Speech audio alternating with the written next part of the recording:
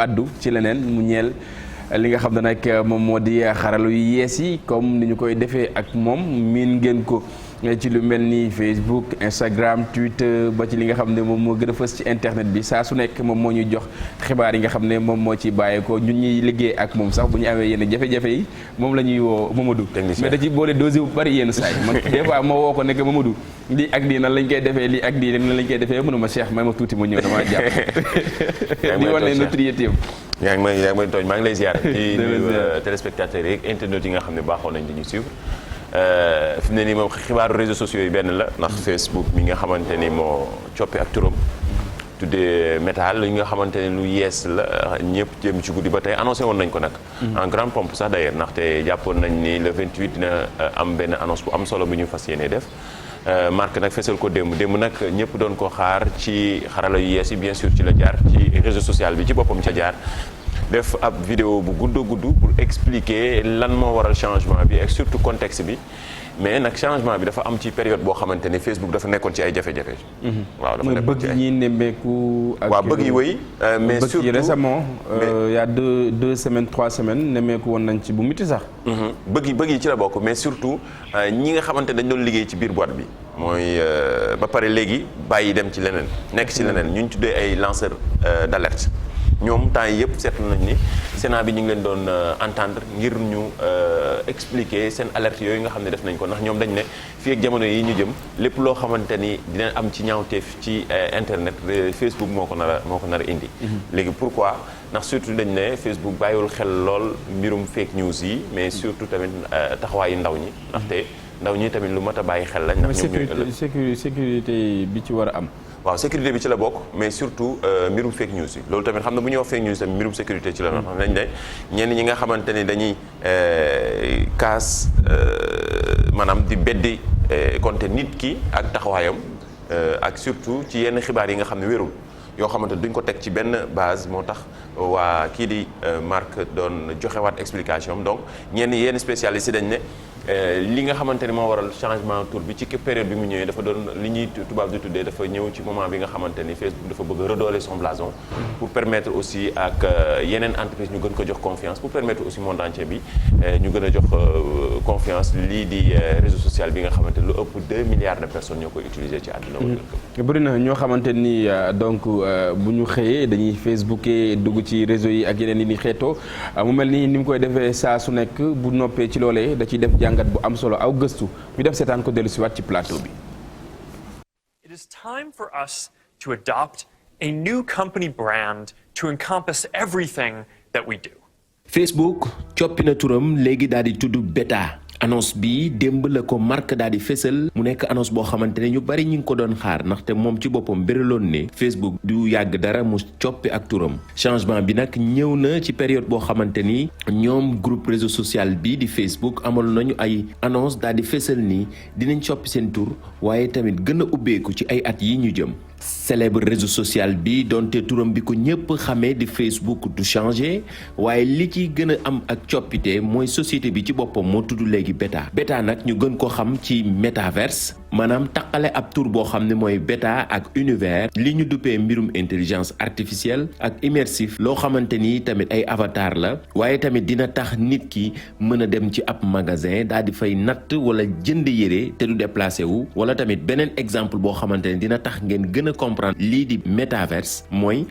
toll fi nga toll participer ci ab soirée dansante ak say xarit te doo déplacé wu loolu nag Marc fësal ni dina yéem ñu bari ci dégg-dégg wala tamit ci bees bi nii waaye dafay béral ni ay at yi ñu jëm loolu dafay mujj nekk loo xamante ne du nekk dara changement bi nag ñëw na ci période boo xamante ni Facebook amoon nay jafe-jafe lii ñu duppee réputation ndaxte ñi fa daan liggéeyee te léegi ñu bàyyi ñu duppee leen ay lanceuses d'alerte ku ci mel ne Francis Haugen mi nga xamante ni bu yàggul dara la ko Sénat bi daal di entendre ngir mu indi ay leeral ci ay alerte yoo xam ne def na ko ci réseau social bu mag bi nga xamante ni lu ëpp 2 milliards yi doomu aadama ñoo koy jëfandikoo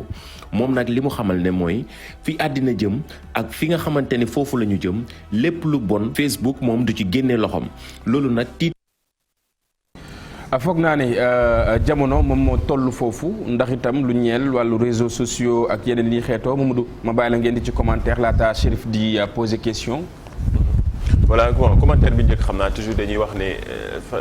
naka la méta beeg ak lii méta bi moom dafa diminutif noowu métaverse la mooy ni ñu doon expliquer ci mbirum ay intelligence artificielle ak fi nga xamante ne foofu la jëmale Facebook ndaxte exemple yi muy joxe mooy da ngay toog fi nga toog exemple démb gis ngeen vidéo bi mu partagé toog fi nga toog participer ak ay say xarit ci ay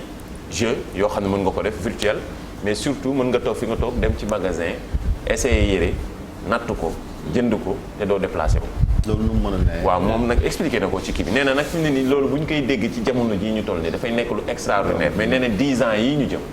xam nañ ni loolu dafay mujj nekk lu béaba lay doon day mujj nekk lu simple lu banal. loo xamante ne explication boobu la joxe moom Mark démb. léegi tur bi da ngeen ne day changé Facebook dootul tuddati Facebook comme ça ñun ñu yor suñu téléphone am application bi nekk ci réseau social bi dañu tudd continuer di nekk Facebook wala. non day continuer di nekk ci Facebook société bi moo tudd Meta. société bi léegi la changé tuddee ko Meta mais Facebook day gisoo changé wul logo Facebook ba léegi boo leen duggee seen ci réseau social bi dara changé wul. mais société bi ci boppam la changé turam def ko Meta mais Facebook ci boppam day des nekk Facebook. loolu nag moom la ñenn ñi di wax ni loolu est-ce que jaroon na yenn changement yi. est-ce que jaroon na ko ndax société bi ci boppam. mais c'est juste est-ce que jaroon na incidence jaroon na tapage médiatique annonce la. tapage bi li tax a mu woon a. parce que communication également changement bi dafa mel ni que c'est à leur niveau mais pas ci utilisateur bi nii. non changement bi dina ñëw ci utilisateur bi. dina mooy li muy wax ne ci mbirum intelligence artificielle fi ñu jëm fi nga xamante ni aussi noonu la nit ñi fas yéene dem ci réseau social bi. mais tur beeg logo beeg yooyu daara du ciy changé. loolu daara amu ci benn changement mais société bi ci boppam. la changé turam di def ci Meta communication mi ngi ci biir ndaxte wax naa ko ci crise bi mbirum e-réputation bi nga xamante ne ci réseau social bi ci boppam daf koy jànkuwanteel daf ko doon jànkuwanteel ci crise la nekkoon. mooy lanceur d'alerte yi nga xamante ni ñu ngi leen di déglu ci Sénat bi boo demee États-Unis barki démb ba tey ñu ngi leen di bon semaine yi ñu génn ba tey ñu ngi def va et vient ku ci nekk ñu leen di déglu surtout ñoom ñi nga xamante ni jàpp nañ ni am nañu expérience loolu ndax def nañu plus de 10 ans ñenn ci 10 ans yoo xam ne ñu ngi doon liggéey Facebook gis nañ xam nañ fan la Facebook jëm ndax ci ay projets yi ñu doon liggéey boo gisee lanceur d'alerte bi nga xam ne mujjee wax Béatrice la xuma Iguane moom lu muy expliqué dafa ni 10 ans yi ñu jëm bu ñu seetloo ni Facebook mii fi ñu jëm ak ñun mooy ndaw ñi dama la ñuy wax ni dafay gën a sacrifier ndaw ñi mais surtout ci mbirum fake news ak protection données loolu nag tax na ba Mark gis ni comme que ci mbirum réputation la baax na nga defaraat li ñuy wax redorer son blason nga defaraat sa image baax na ci moment bi mooy surtout communication bi mu ci def ak bëgg yi nga xam ne amoon na donc dina tax mu gën a mën a xoolaat image am mais surtout tamit ak yeneen entreprise yeeg ak surtout yenn bourse yi nga xamante ni tamit Facebook mi ngi ci gën a xoolaat image am mais xeex fake news yi moom dina jafe de parce que foog naa ni nit ñi moom bari nañu ay canaux yu ñuy jaar pour diffuser seeni fake news te en plus je me demande moom naka ban xarañteef la mën a utiliser ba mën a détecter ay fake news ba bloqué ko ba nit ñi duñ ci jot. loolu la wax moo tax muy annoncé ay recrutement wu 10 000 personnes yoo xamante ni en Europe surtout ci mbirum métaverse bi mais surtout tamit ñu gën a xool nan lañ mën a liggéey ay application wala ay plateformes yoo xamante ni dina tax ñuy teel a détecter Facebook. exemple bi ci gën a am utilisateur yi également dañuy faral di signaler. waaw dañuy signaler yooyu noonu ci la bokk signaler. mooy signaler ñuy def après ñoom jot notification bi automatiquement. dinañ ko mën a donc dem notification bi traité ko pour mën a xam ne lii fake mais yooyu je pense mën nañu wax ne BABA la ci li ñuy wax ci niveau fake news bu yeggee ci yeneen niveau yi nag moom il faut impérativement plateforme bi ci boppam jël ci ay matuwaay ci ñoom ci loolu la ñu wax Facebook loolu ci loolu la ñu wax te am na ci boo gisee yeneen plateforme yi nga xamante ne ay concurrents la ñuy ci mel ne Twitter ainsi de suite yeneen yi nga xamante ne ñi ngi ci je pense même ñoo gën a nekk en avant que Facebook ci domaine boobu démb préciser que ni mbirum fake news yi ñoom def fas yéene renforcer ay recrutement ay ndaw ñu gën a xarañ surtout ñu créer ay plateformes yoo xamante ni dañ teel a détecter lii di fake news yi ndaxte loolu tamit bokk na ñoom ci seen xel. kon naka la ko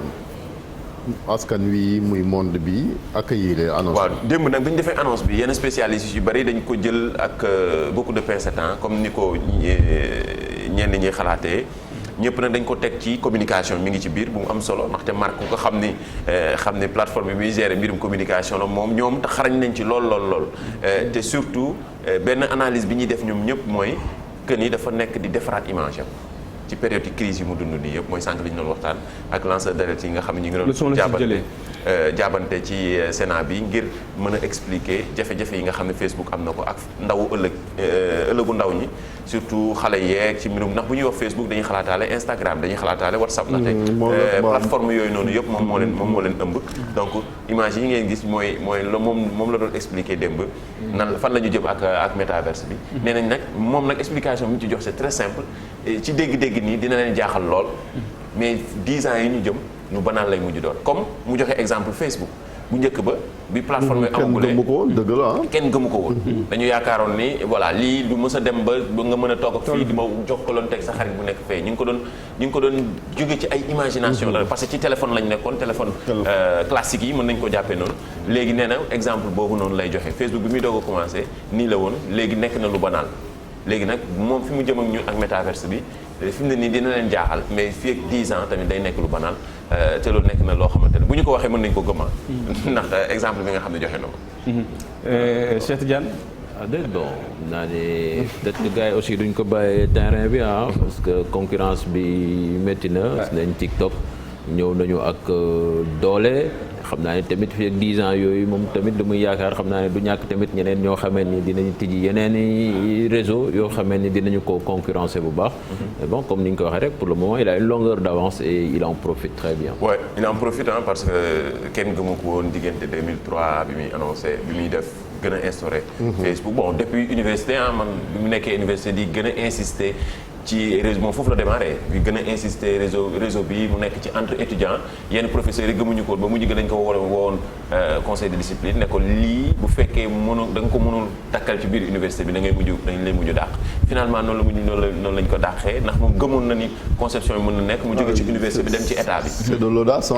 insister ci état bi ba ñëpp léegi fi mu ne ni affaire bi def benn buzz boo xamante ni ñëpp naan est-ce que xam ngeen réseau social bi Facebook parce que permettre na aussi étudiants yi di communiquer seen biir bu nekk fee kenn nelawatul ñëpp xam ne y a quelque chose boo xamante ni de nouveau au sein de l'université mu gis ni changement la mais mu def ko ci état bi ba ainsi de suite fi Facebook toll ba plus de muy wàññi plus de près de 3 milliards de personnes yoo xamante ne actuellement ñu koy utiliser partout dans le monde. xam nga jamono ñoom Chérif ñoom ay MSN lañu xamoon foofu lañ doon jokkoowee di lijjanti seen i yëf.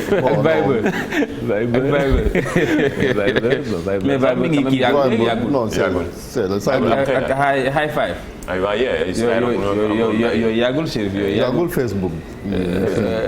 Facebook non ñun fii. depuis 2008 la commencé. voilà 2008 la commencé mais bien avant la moom bien sûr que bien avant amoon na. mais Mamadou bëggoon naa vraiment depuis 2007 2008 wala xoolee seen compte yi. mais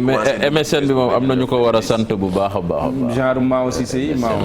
MSN la utilisé. donc jamono school lañ daan jëfandikoo. donc mais Mamadou balaa bu ñu waxee sur le plan mondial. bëggoon naa ñu taxaw un peu fii ci réew bu Sénégal lu ñeel wàllu fake news yi xam nga ne gouvernement bu Sénégal fan yi ñu weesu mi ngi ci doon artu ak ngaññante bi nga xam ne ñu ngi koy faral di amal ci yenn réseaux sociaux yi rawatina yenn wàllu tarixa yeeg yeneen yi ni xeetoo ba tax jëwriñ nga xam ne moom lañu dénk wàllu biir réew moom Félix Antoine génne woon ci aw dogal ci mbir mi ñun à notre niveau nan lañ war a mën a defee ay signal ci li nga xam ne moom moo di fake news yi lu am Sénégal maa ngi lay gis des fois nga koy wax ci li ci internet bi lu am Sénégal ñu xam ne que ne fii la amee lu am ca biti réew également ñu xam ne que ne fële la amee yenn saa yi dañuy faral di def amalgame bi un peu. bon loolu de moom gën a li ñuy njëkk wax mooy parfois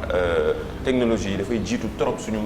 dirigeants yi. technologie yi dafay jiitu trop suñu dirigeants yi donc xanaa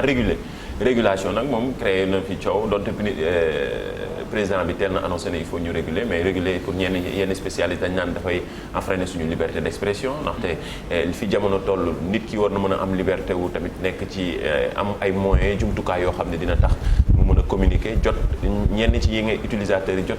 ay communication lu am solo la mais nag li ci gën a am solo actuellement nii balaa ñoo jël avance mooy former ndaw ñi suñu école yi la ñu commencé insister ñuy def